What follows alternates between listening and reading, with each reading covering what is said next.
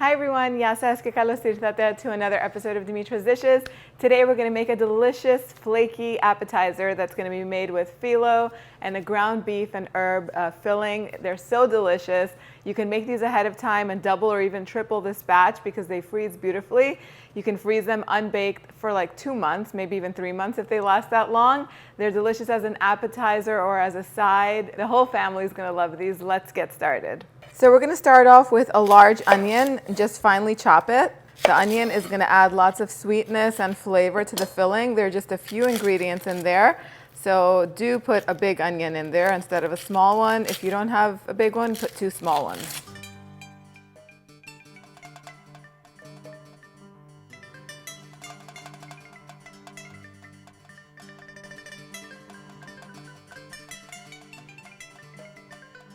Go ahead and add the onion to a pan or a skillet that's heating over medium heat with about 3-4 tablespoons of olive oil and a little pinch of salt. And we're going to cook the onions down until they're nice and soft and golden. That can take anywhere between 7 to 10 minutes. So while the onions are cooking, go ahead and prepare the remaining few ingredients. I have 6 scallions, also known as green onions here. I'm just going to thinly slice them. They've already been washed and dried. These are going to go in at the very end for freshness along with some herbs. And you could go down to the light green parts. You could save the white parts for soups and stews or even for salad. I have a small bunch of parsley that I'm going to finely chop.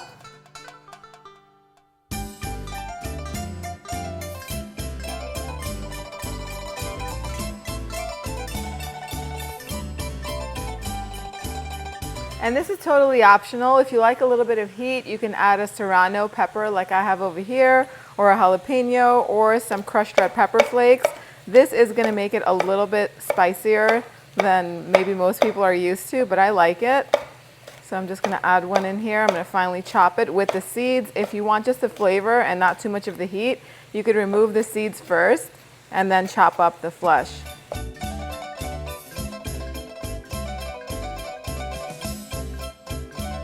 Okay, so next I'm going to add 2 garlic cloves that I have grated, and I'm just going to warm them through until they're fragrant, and that happens super quickly in just a few seconds. Now I'm going to add, I have 1 1/3 pounds of ground beef. You can use ground chicken, ground lamb, and just break it up and brown it. It's going to take about 7 to 8 minutes or so for the meat to be cooked, maybe 10 minutes. It just depends on your pan and on the stove top. Season with a little bit of salt and some black pepper.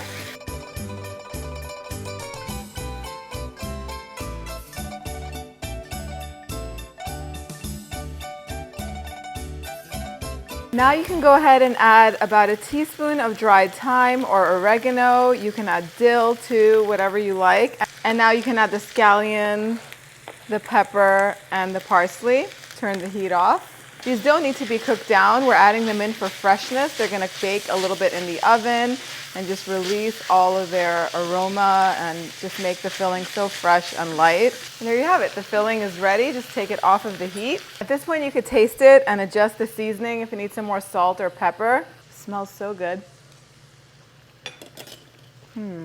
It's perfect. And now it's time to assemble the pies. So I have a pound of phyllo pastry. This is the number 7, and I usually use the number 4, which is 12 inches long. This one is 14 inches long, so the triangles are going to be a tiny bit bigger. I'm going to cut this into 3 equal portions, about 4.5 inches each one. And you want to thaw this out overnight in the refrigerator, or you can take it out and leave it on the counter for an hour or 2. Just keep it in the packaging, otherwise it's going to dry out. Then you're going to need a baking tray. You can line it with parchment paper or just brush it with some melted butter. I have 6 ounces of unsalted butter. I added a 1/4 teaspoon of salt to it for some flavor. I'm just going to grease this pan. When phyllo is thawed out properly, it's very easy to work with. If you leave it out uncovered for longer than a few minutes, then it starts to dry out and crumble. So we're going to layer 2 sheets at a time, 2 strips of phyllo, and drizzle a little bit of butter in between the sheets and on top. Leave the bottom third without the butter. And we're going to add a heaping tablespoon of the filling to the bottom portion. And then we're going to just roll it up into a triangle, which is very easy to do. If you want to, you can definitely add some feta cheese to the filling. If you have any vegetables that you like, green peas go well in this. If you have some leftover potatoes that have been roasted, you can add those, finely chop them, put them in the filling.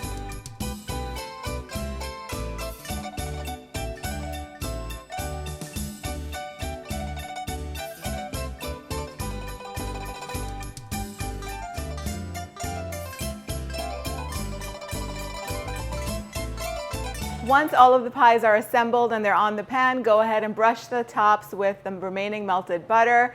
Put them in the oven. Make sure that your oven is preheated to 350 degrees Fahrenheit. And these are going to bake for about 45 minutes or until they're golden. It can take up to an hour, just depends on your oven. So keep an eye on them. Once they come out, let them cool a little bit. And then you can transfer them to a serving platter and serve them with some tzatziki sauce.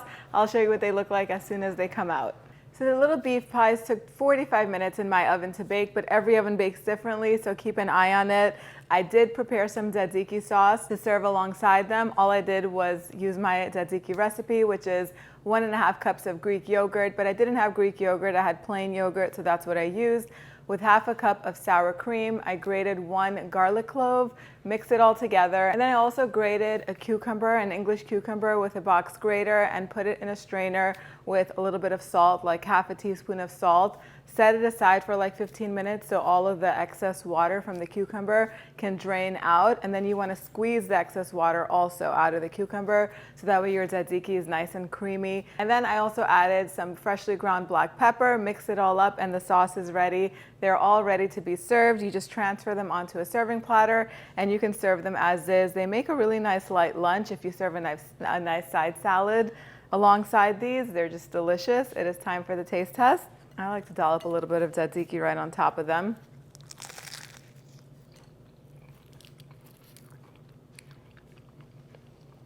So flaky and crispy. The filling is very fresh tasting because of all of the herbs. The onions make it nice and sweet. A little kick of spice because of the Serrano pepper in there, but you could leave it out if you don't like it. Still going to be delicious. I do have a version of these with a red type of sauce. It's basically the meat sauce that I use for my pasticcio recipe and all of the other recipes that I usually use a meat sauce for. And if you want that version, I'll put the link down below so you can follow that recipe, but definitely give this one a try. Like I said, these freeze well. If you're going to freeze them before you bake them. Set them in the freezer until they're solid. Wrap the trays tightly with plastic wrap, and then you can bake them frozen until they're nice and golden at 350 degrees Fahrenheit. They're probably going to take about an hour when they're frozen. I hope you guys give this recipe a try. Thank you guys so much for spending time with me today. I'll see you all next time. Yes, Des.